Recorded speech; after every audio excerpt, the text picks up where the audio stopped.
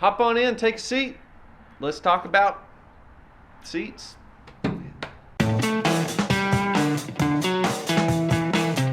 All right, so if you guys have been following along, you know that I purchased some Mazda 5 minivan seats for this Jeepster, and they need to get installed. So that is something we'll address, and if that's really all you want to watch today, go ahead and jump to this timestamp.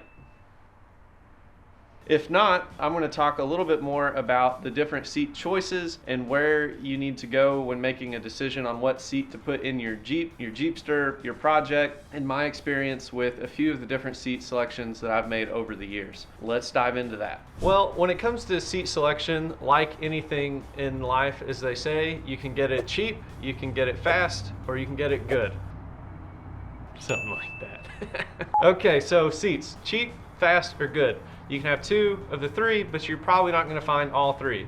Cheap, if it's already stock, it's already in there, it's usually going to be pretty cheap because you already have it. It's also going to be fast. Might not be good, might not be really what you're looking for in a seat. Suspension seats, that's what I put in my yellow Jeepster. With those, they're great. They're not necessarily cheap, they're not really fast. I had to make some custom brackets. On those, I didn't have sliders, so they're literally just hard fixed, hard mounted to some angle iron, bolted to the floor, no adjustment there. So really, if you're not my height and my build, the Jeep's not super comfortable to drive. And so that's another concern with those. Then my brother's Jeep, we went ahead and we installed some best top seats, some aftermarket seats, and those things were great. Again, maybe not necessarily cheap. They were a little bit faster. They just bolted to the sliders and bolted in. However, with those, the good aspect of them is that they are a little bit nicer. They're newer. The bad aspect of those is they sit so tall. So if you're driving his Jeepster, really your head's kind of hitting the ceiling. It's kind of crowded, it's not very comfortable. And so really with that, even then what we need to do is we need to adjust those original bases to lower that seat a little bit closer to the floor. So each seat's going to have a little bit of a pro, a little bit of a con. And so, you know, really you need to think about what you're looking for, what you're wanting in a seat, whether it's looks, aesthetics, comfort. Those suspension seats in my Jeepster are super comfortable, very secure, kind of hold me in place really nicely. I also added some retractable 3-point harnesses, which make my wife feel very safe when we're out riding and four-wheeling versus just a shoulder strap. You know, so lots of those different variables to consider when choosing seats. Some of the other junkyard options that I've seen work really well in Jeepsters are the Mini Cooper seats. They're flat on the bottom, they bolt right up, they're really comfortable, kind of bolstered well. People seem to really like those out of a Mini Cooper as well, so you can find a set of those. That might be a good, cheap, fast option, and good. That might hit all three. So that's kind of the few different options I've seen work really well in a Jeepster build. But for today, let's talk about installing these Mazda 5 minivan seats. This is what I'm going to go ahead and install in this. Might be just temporary, but for now it's what I've got. I only spent 40 bucks on all three seats, so I'm going to make them work. I originally tried to install these. Part of the problem is with their width, they sit really close to the door, and then the way the placement of the sliders on the bottom, they don't really want to slide back and forth. They don't fit in there super well. The guy who recommended these to me that I saw had them installed originally, I talked to him a little bit about how to make these work. And so what we need to do is cut the sliders. We're going to weld some 2-inch flat plate to the slider into the seat and push the seat over 2 inches, and that's going to give us the perfect amount of distance between the door and the seat, allow the sliders to mount right to the floor, slide, function, work as they should. So let's dive into that process. Okay, so who doesn't love a good step-by-step process, right? So step one, we're going to have to get this thing pulled apart. So you can see there's all this plastic in here, and the sliders are hidden down under here. And so to really get to where we need to adjust the sliders, I'm gonna have to remove all this plastic. Luckily for you, I've already done the driver's side, so I'm a little bit familiar with this process. I didn't want to show you guys all the mess ups and all the headache of the trial and error of installing these, but first things first, let's go ahead and remove this plastic. Get all these popped out. See those just come out like that right there.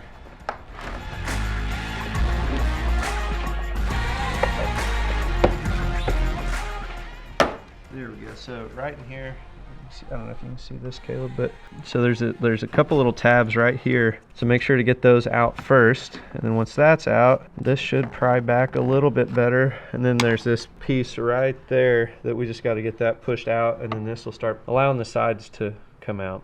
So that's where we're at.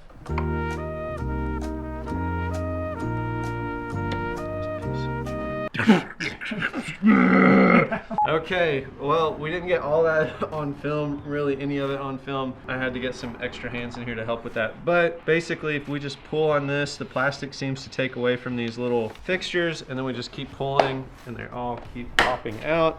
So then we get the side covers completely removed. And so you can see these little plastic fixtures are what's gonna hold this side piece on. And it seems like it didn't break any of these, but these all stayed. And so what we'll end up doing is before we reinstall it, we'll pull these back out and put them in here, push it back in. But so here's step 1A, 2B, I don't know how many steps we're on, but get that side removed, and then you can see that then this storage, under seat storage here, should come right out, I think, in theory. Again, I'm trying to be careful as possible. There we go. So make sure, take this side out first. Kind of tricky to try to do this while you know the camera's watching you. 6.5 hours later. There we go. So just kind of, you gotta work it until it gets over those two rubber stops and the seat belt. But then step 1B, C, whatever we're on, this is gonna get removed. Put it underneath for safekeeping. So now you can see we got this whole side off. You can see a little bit better now. This is where the slide is, and you can see it's basically attached to the seat here. So that'll be the next step. I'll walk through that process, but I need to go ahead and get this side of the plastic cover off as well, and then we'll show you what the rest of that looks like, get the sliders moved over. Okay, so to get this handle off, right inside here, there's a little fastener. I've already removed it. It looks like this. So this will come off on the inside. That allows this handle to kind of pull out just enough. And then there's another pin right here. You can see this little metal pin here. There we go. So then that'll slide off. So see this metal pin here, like that. That's what holds the plastic piece in. So you have these two fasteners. So those two will come off, the handle slides out, and now we're back to the same process we did on the other side with one nuance. There is a screw right in here in this hole. So we'll take that screw out, and then this whole side will just pop out, and then we'll get to the next step.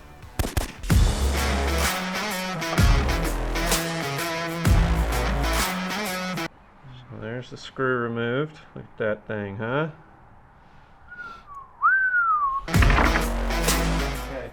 So then, to get this side off, it'll be a lot easier with these plastic pieces because we'll have access here. So, where do I say that? There it goes.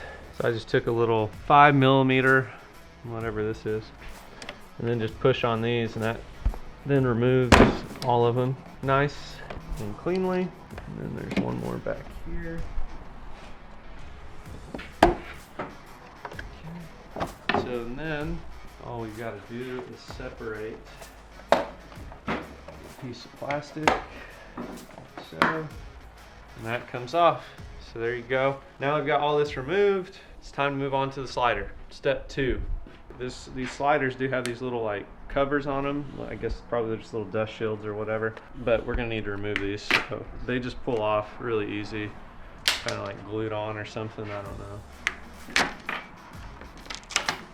Okay, so now that that's removed, the next step in this process, you can see the seat is attached here, and then this is the slider here. And so basically we're gonna cut right underneath this, where the seat is and where the slider attaches. We're gonna cut this entire piece off to separate the slider from the seat. And then once we do that, we're gonna take this 2-inch flat steel, and it's gonna get welded to the slider right there. And then the seat's gonna get welded to the other side, and we're gonna push it over to the inside 2 inches.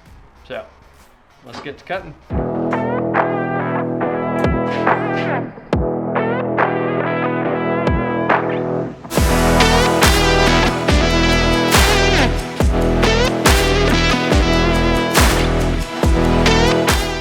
This has been cut off, and it's separated. So now what we need to do, one thing with the side with the spring, we'll just bend this tab down flat, but knowing that we want to move it to the inside, this is the outside of the seat here. And so the 2-inch plate is going to be welded to the top of this and then the inside of this, and it's going to sit, then it's going to sit just like this. So you can see that then that's going to move that seat in 2 inches from where it originally was mounted. So you can see the spring. When we move it over, this is going to rub, so we're going to have to bend this tab down, make it more flat, and then just reattach this spring that's going to make the slider work back and forth. Alright, next step, easy step. We're just going to take the plate, set it up here, even with that end. I'm going to go ahead and mark right here. I'm just going to take my square right there, draw a straight line like so, and then grind again. Who can say where the road goes, where the day flows? So now, as you can see, this is the same length, and this, what we're going to do, you can kind of see, so the way I've done this on the other one to help keep it straight, there's almost 2 pieces of metal here on this track. I'm probably yelling. There's 2 pieces of metal here on this track, and so what I'll do is I'm going to go ahead and align this plate right along that line all the way back, so that way it stays nice and square and the slider will still work the way it's supposed to. So now what I need to do, get the welder out, run a bead along here, and then we'll get it welded to the chair. So let's do some welding.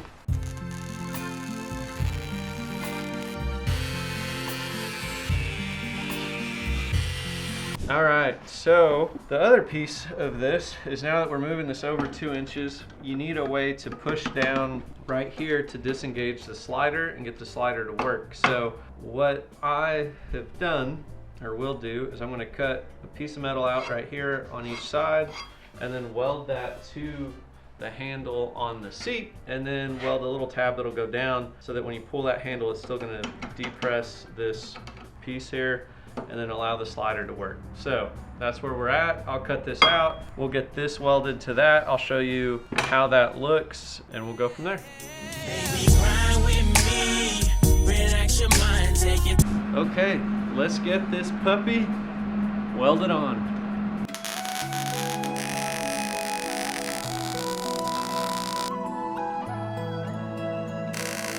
Alright, so both sides are now welded on. You can see here, if you look, that we just kind of cut a piece of that strap out and then welded that piece that's going to push down. So now you can see as we pull on this, it's going to push that down and then allow that to slide. It's a little hard to tell since the slides aren't actually mounted to the floor yet, but there we go. Now let's throw plastic sides back on and we'll get it mounted into the Jeep.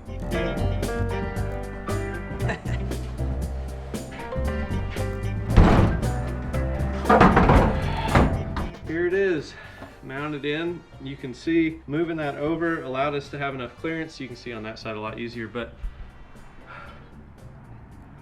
it's hard getting in this crammed space with all this stuff.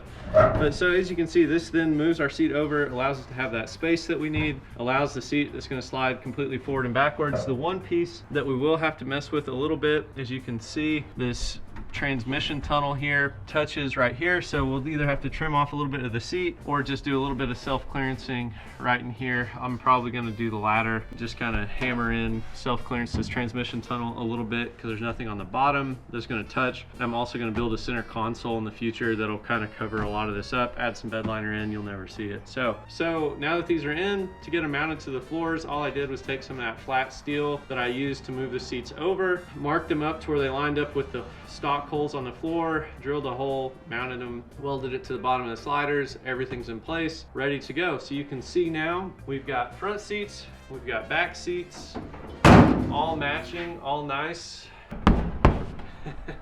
Both fronts and the back matching, 40 bucks plus a little bit of strap steel. So you know, probably about 60 bucks in total to get all of this done. I think they're gonna look great. They've turned out pretty nice. I've got to do some cleaning, but it feels really good to have seats and that part of this project done. I also now have more space in the garage because these seats aren't gonna be taking up any room on the floor, and overall pretty good, I would say. Make sure you like, comment, subscribe, all those fun, wonderful things. Or two, if you've done a different seat in your Jeepster or Jeep or any project that you're doing, comment below what you found on seats that you like that seem to be pretty universal and work well for your projects. So until next time, thanks for watching.